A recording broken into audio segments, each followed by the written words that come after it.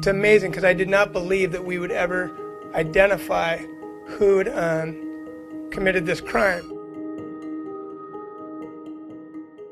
Susan Galvin. In 1967, 20-year-old Susan Galvin worked as a records clerk for the Seattle Police Department.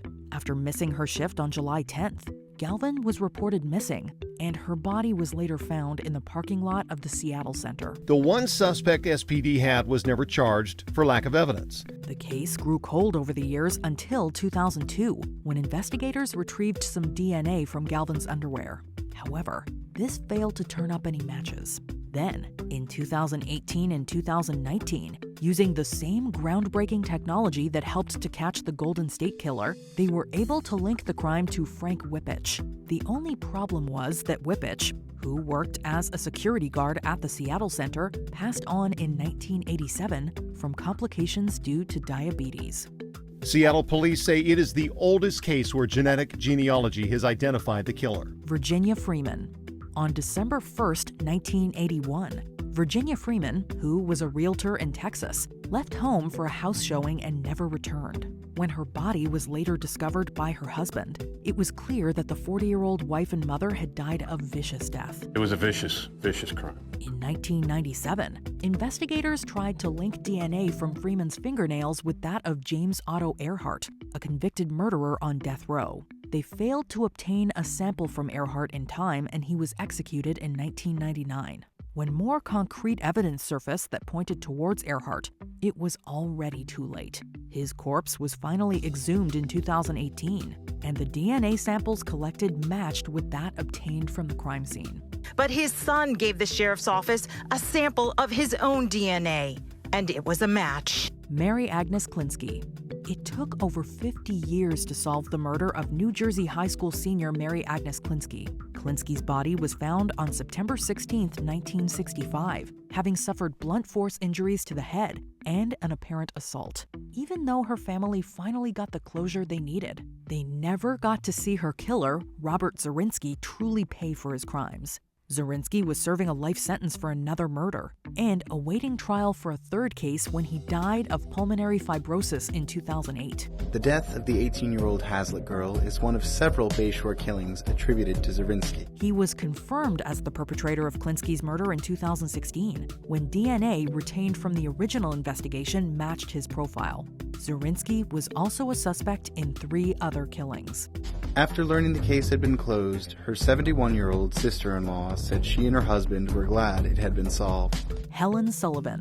The senseless 1972 murder of 58-year-old Helen Sullivan in her Long Beach, California home left police puzzled for decades. Although DNA evidence and partial fingerprints were collected from the crime scene, the case went unsolved, largely due to lack of the appropriate technology. But as time evolved and the technology was developed, it was revisited by investigators backed by the National Institute of Justice. In 2012, 40 years after the unfortunate incident, the evidence was linked to an ex-con named Emmanuel Miller. Miller, who was a career criminal, had just been paroled shortly before the murder. Sullivan's family only received partial closure, however, as Miller passed on in 1990. Joan Harrison. The Yorkshire Ripper claimed the lives of 13 women between 1975 and 1980. At one point, the authorities believed that the infamous killer was also responsible for the death of Joan Harrison. Harrison was only 26 years old when her body was discovered in an abandoned garage in 1975. However, investigators never found evidence linking the Yorkshire Ripper to the murder because they weren't connected. So someone else wrote those letters. Someone else killed Joan Harrison. Harrison's killer was actually a convicted criminal named Christopher Smith, who died of cancer in 2008. Before his death, Smith was made to give a DNA sample after he was arrested for drunk driving. It was this sample and a handwritten confession he left behind that confirmed him as the perpetrator of the crime 3 years later. Everett Delano. Retired Navy veteran Everett Delano was working at a garage in New Hampshire when he was shot and killed by an armed robber. The crime, which occurred on September 1st, 1966, went unsolved for over 50 years, becoming the state's longest-running cold case. In 2013, the case was reopened, and police quickly zeroed in on a seasoned criminal named Thomas Cass after his fingerprints matched those retrieved from the crime scene. A fingerprint was lifted off the handle of a faucet that was left running at the scene. Before he could be arrested, Cass took his own life in 2014, reportedly first hinting to his partner that he was involved in the crime. The fingerprint match and the statements made by Cass led police to conclude in 2019 that he was, in fact, Everett Delano's killer. We are happy this day has come where our family has been given a small measure of justice. Angela Kleinsorge.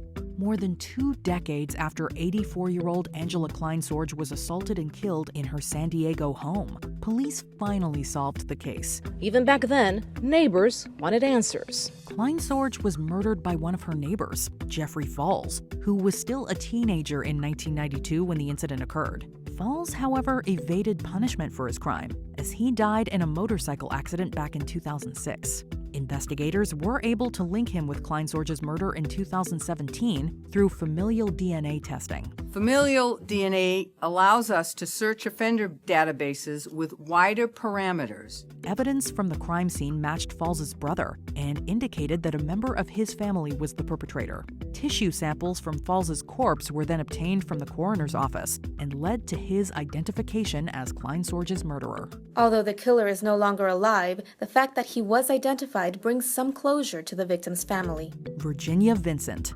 On September 20th, 1985, the body of Virginia Vincent was found in her Danville, California apartment by a neighbor. Vincent had been assaulted and killed by an unknown individual. Although an extensive investigation was initially carried out, the case lacked any promising leads and eventually grew cold. It was reopened in 2017, and investigators once again relied on familial DNA testing to crack the case. They reanalyzed the crime scene evidence and found a likely suspect in a man named Joey Lynn Ford. Ford was 36 years old when he died in 1997, 12 years after the killing. His corpse was exhumed and a DNA sample was collected, which matched that found at the crime scene. Karen Klass.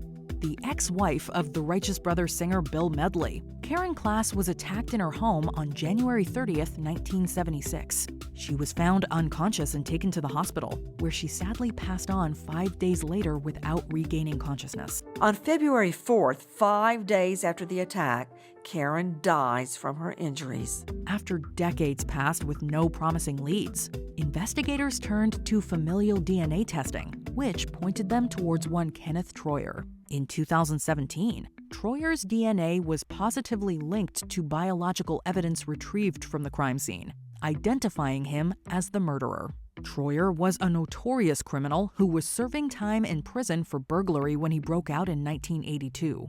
He was killed that same year after engaging in a shootout with police officers who attempted to recapture him. It's amazing because I did not believe that we would ever identify who'd committed this crime. Jenny Zatricki. In 2018, the body of convicted criminal Robert Brashers was exhumed by authorities in Arkansas. After analysis was carried out on the DNA samples collected from the corpse, Brashers was linked to several murder cases, one of which was that of Jenny Zatricki. And the relentless commitment of the detectives that worked the case that ultimately cracked it. Back in 1990, 28-year-old Zatricki was assaulted and strangled to death in her Greenville, South Carolina apartment. While investigators worked tirelessly on the puzzling case, Brashers went on a crime spree across multiple states throughout the 90s and even served 5 years in prison during that period. He put an end to his own crimes when he shot himself during a run-in with police in 1999. Days turned into weeks, weeks to months, months to years.